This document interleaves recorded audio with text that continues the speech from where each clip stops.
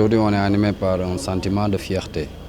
Fierté, pourquoi? Parce que l'objectif de nous dirigeants de Colobane Gouye, c'est faire en sorte que l'emploi des jeunes soit vraiment un défi à relever. Aujourd'hui, avec le partenaire social qui est là, la Socosim, voilà, on était en train de travailler sur les emplois directs et les emplois indirects. Il y a une partie de la jeunesse qui a été prise par rapport voilà, un nouveau contrat qui est signé dans le cadre de la maintenance de l'usine. De l'autre côté, si aujourd'hui, c'est 100 jeunes qui seront formés par l'ANAMO, qu'on remercie de passage par leur expérience et leur professionnalisme, nous aurons d'ici peut-être un mois des jeunes qui seront accompagnés, donc d'autres emplois qui seront créés au niveau de Colobane Gouye. On ne peut pas aujourd'hui parler de formation sans accompagnement, c'est des jeunes qui partent de zéro, qui partent du néant. Aujourd'hui, on veut faire voilà, des directeurs de société, des directeurs d'entreprise. Il faudrait qu'après cette formation, qu'on puisse leur faire un accompagnement qui fait que demain, ils pourront dire qu'on est DG de telle structure. Si on les forme et puis voilà, après que le diplôme soit dans les tiroirs, ça ne sert à rien, ça ne servira à rien de les former. Donc aujourd'hui, l'ANAMO et la Socosim, leur rôle c'est de faire en sorte que cette formation soit faite, qu'il y ait au moins ce professionnalisme dans la tête des jeunes, mais de l'autre côté, qu'il y ait un accompagnement pour que ça ne soit pas une formation comme d'habitude on le fait au Sénégal. En mettant en place cette stratégie RSE et cette politique RSE aussi, on a voulu un peu nous conformer aux objectifs de développement durable et particulièrement l'objectif de développement durable 8 qui parle un peu de la promotion économique, le travail décent et le plein emploi pour tous.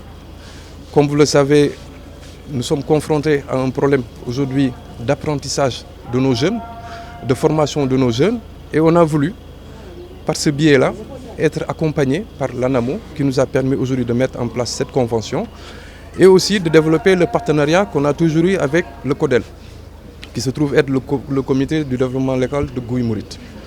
Donc on va procéder à la formation de 100 jeunes qui vont vraiment apprendre des métiers porteurs et aussi des métiers générateurs de revenus. Et ça qui est important.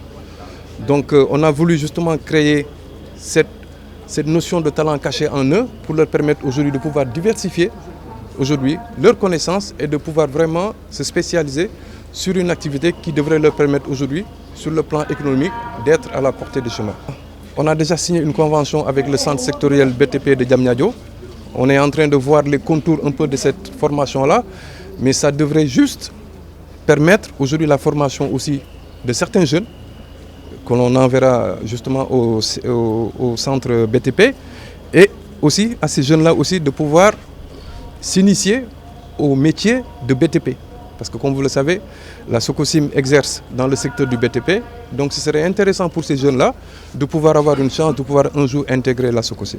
La mise en œuvre d'un partenariat, d'une convention entre l'Agence nationale de la maison de l'outil, structure publique, et la Socosim Industrie, structure privée, pour la formation et l'insertion de 100 jeunes du quartier Gouye Mouride dans divers corps de métier tels que la réparation de téléphones portables, le pressing, le pilotage drone, le montage caméra vidéo et j'en passe.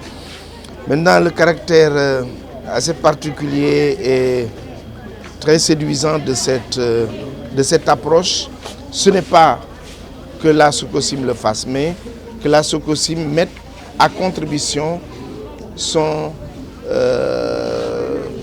RSE, la responsabilité sociétale d'entreprise, pour agir sur le capital humain. Parce que traditionnellement, on voyait que la RSE était orientée vers des sujets collectifs, mais qui n'ont pas un impact direct sur le capital humain, tels que la réfection ou la construction de mosquées, d'églises, la prise en charge de pèlerins en direction de la Mecque ou de Rome, mais prendre en charge la formation de jeunes sur des métiers porteurs pour assurer d'abord l'apprentissage, la formation et accompagner vers l'insertion, je pense que c'est salutaire.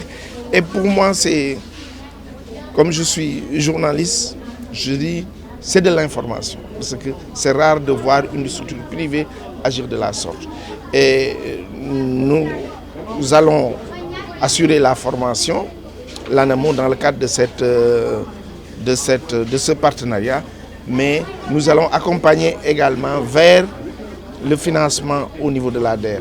Je me veux précis, je ne suis pas délégué général de l'ADER, donc je ne peux pas garantir le financement des activités, mais dans le cadre de notre convention en amont d'RFJ, nous avons la possibilité d'accompagner les bénéficiaires vers l'ADER et pour un financement et pour que surtout, comme l'a dit M. Konaté tout à l'heure, que cette activité ne soit pas une formation de plus dont les diplômes vont être rangés au tiroir. L'intérêt de cette activité, que ça se déroule, que ça soit une activité post-électorale. Je pense que le rapport entre les jeunes, les autorités, c'est tellement biaisé que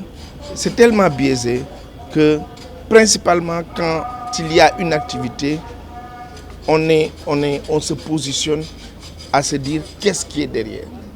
Rien n'est derrière. Ce qui est ici, devant nous, c'est une société privée qui a décidé d'être utile à son environnement immédiat et qui a fait appel à une structure publique.